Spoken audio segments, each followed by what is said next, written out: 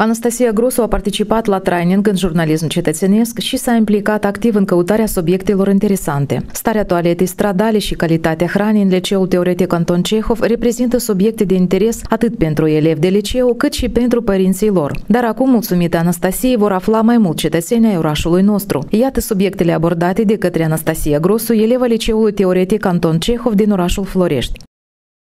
Я бы хотела рассказать про общественный туалет, который находится в центральном парке города Florești. Я могу сказать, что множество детей бегают на большой перемене на пятачок, чтобы купить себе еду и хоть как-то подкрепиться. Многие дети недовольны школьным питанием, и поэтому мы хотим несколько учащихся опросить, почему им не нравится школьное питание. Слушайте, почему вы ходите на пятачок и покупаете себе кушать? Потому что сок и нас не ставит еда. Потому что там можно стремиться. Отравиться можно, отравиться. Потому что я на полку покруче иду. А чем тебе она не нравится? Чем тебе не нравится школьная еда? Ну она дороже стоит. Так, как ты думаешь?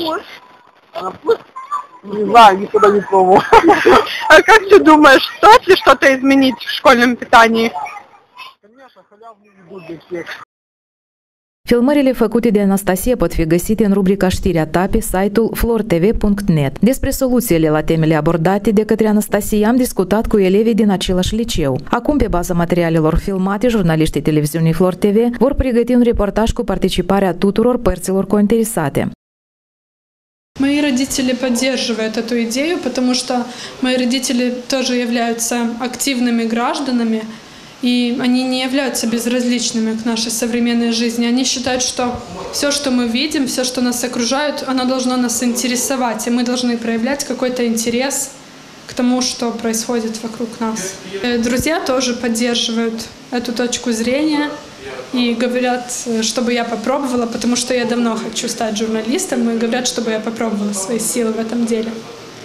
Скажи, пожалуйста, а как бы ты поддержала тех, кто заинтересовался бы тем, что ты делаешь? Я думаю, что я бы помогла им снять какие-то первые репортажи, может, видео, подала бы им какую-то идею, заинтересовала бы их, рассказала бы об этом побольше и постаралась бы как-то их вовлечь в это.